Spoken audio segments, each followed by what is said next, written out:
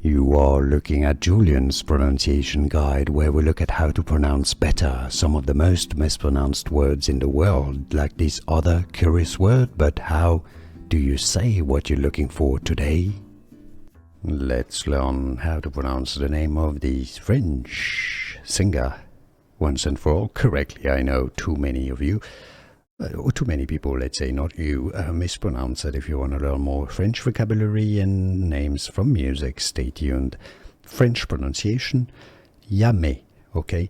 In English, it's generally pronounced as Yamê, but there's no diphthong at the end. It's not A, it's just E, okay? The start of A, just E, Yamê.